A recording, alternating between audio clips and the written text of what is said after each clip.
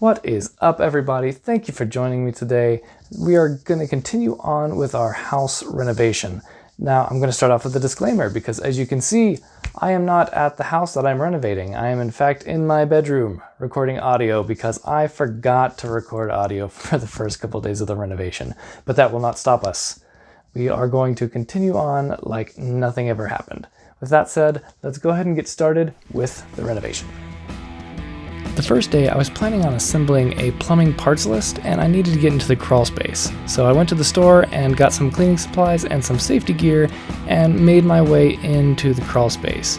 Now this ended up kind of being a problem. There wasn't a lot of room to maneuver, so I ended up actually calling an audible and decided to tackle cleaning that day.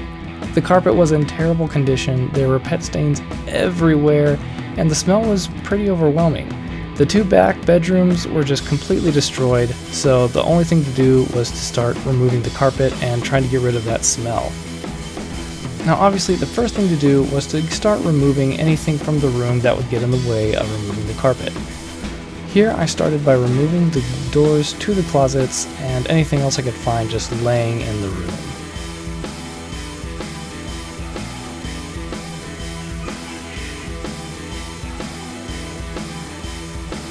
Next, I moved on to removing the door thresholds.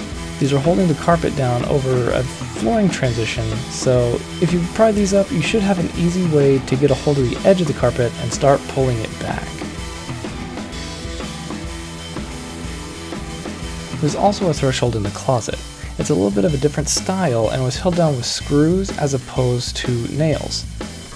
Some of these screws were being a little bit fidgety, but with a little bit of time, obviously, I was able to get them out.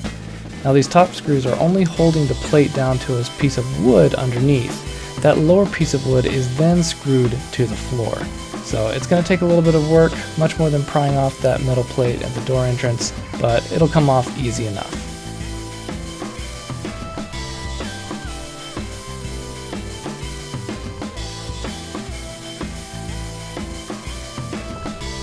Once all the thresholds are removed, it's pretty easy to grab onto the lip of the carpet and get the padding.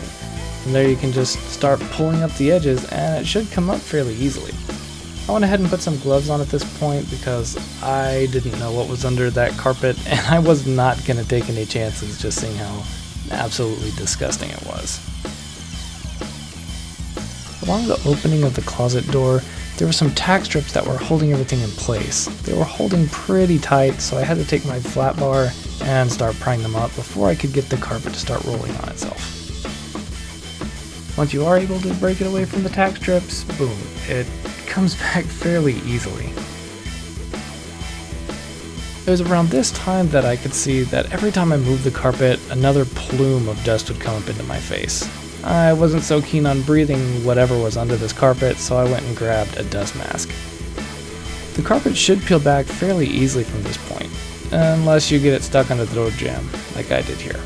That's not the smartest move.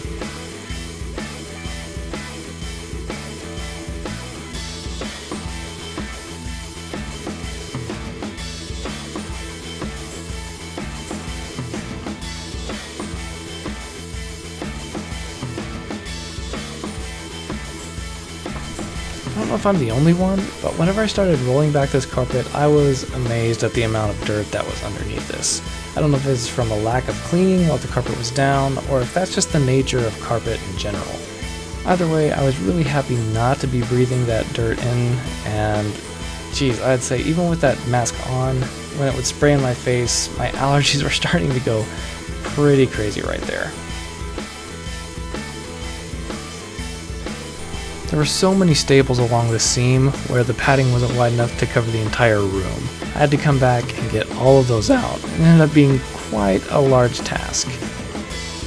The dirt here was just standing everywhere. I couldn't believe how much dirt there was. These pieces of pad were adhered to the floor, I'm guessing from urine, honestly. There were a lot of dogs and cats that were left in this house, and I don't think they got taken out to go to the restroom very often. These were the two largest areas, and the floor was really discolored underneath the padding. I was super happy to get the carpet out of the room, just if nothing else, so I could let the house start airing out. I wanted to see how much of that smell was just being retained in the carpet and how much of it was in the floors itself, or potentially even the walls. Once I did have the carpet clear of the room, I started pulling the staples out. I only had a pair of channel lock pliers with me, and it ended up being really frustrating trying to get the ones that were really far into the wood pushed up, so I ended up leaving this for another time. I did remove the pieces of padding that were stuck though, and yeah, it was just about as disgusting as you could have thought. It smelled terrible, they were very dirty, and I honestly just did not want to touch them.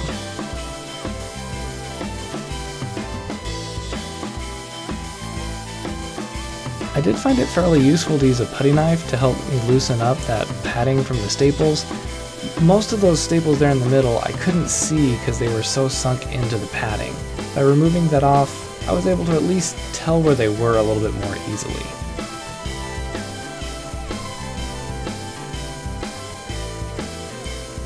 Since I didn't have the staple remover, I went ahead and moved into the second bedroom and started the same process.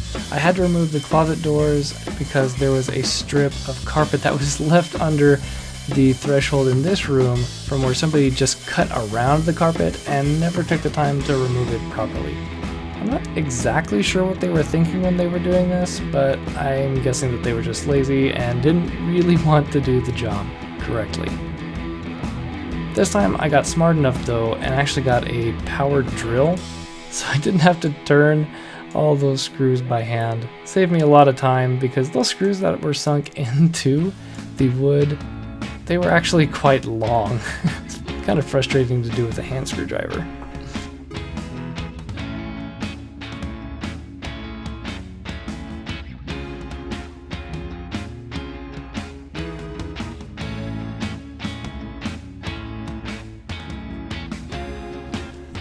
This screw was actually the worst part of the day. I tried to get it out with the power drill and my hand screwdriver, but nothing would bite.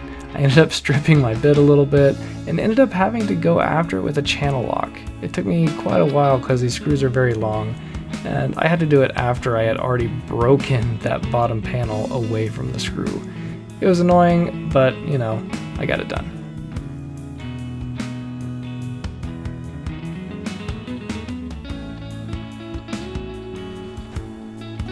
And just like that, the rest of the carpet was completely out of the house. There's none anywhere anymore, and I was very relieved.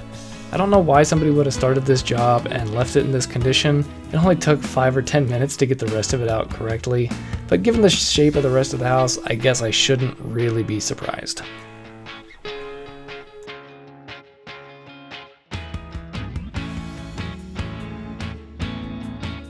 In case you missed it the last time I said I didn't want to touch the padding, I ended up giving up and just getting it with my hands anyway. Yay. Whatever. With all of the carpet gone, I started taking up the tack strips from both of the rooms. It was a fairly easy job, it didn't take too much time. Around some of them I did have trouble getting all the nails out, but for the most part it was honestly fairly simple.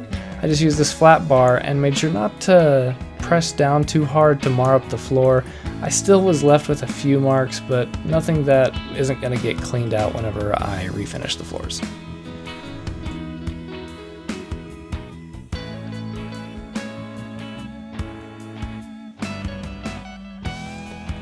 Overall, it only took about 10-15 minutes, I guess, to pull up these tack strips, but yeah, there's those marks that I left. Not really too worried. It was nice to get all those little pieces of scrap wood up and take them outside, throw them out in the yard. It actually started feeling like the room was gonna be fairly good once I got it done. I still had all those staples to pull up, but I wasn't gonna do those that day, especially not without the proper tool. Right there, yeah, that was wet. Upon further inspection, I found out why. You have that wet spot over there in the corner, and it turns out that if you go around the outside of the house, there's a little bit of mortar missing that I'm gonna need to repoint. It had rained a few days ago, or maybe it was that previous night, and I think that water had just gotten in and was going around the edge of that house. So I'm gonna fix that up fairly soon. Just another thing to add to the list. Honestly, I don't think it's a big deal. with all that said, I hope you guys enjoyed yourselves. I know that I sure did. That is day one wrapped up. If you liked the video, please leave me a thumbs up. If you want to follow this renovation, subscribe. And if you have questions or comments about what I'm doing with this house and what my plans are for the property and the renovation, leave them in the comments below. I'm going to be checking those things very often, and I would love to get your feedback. So with that, I am signing off for day one. I will see you next time. Yeah.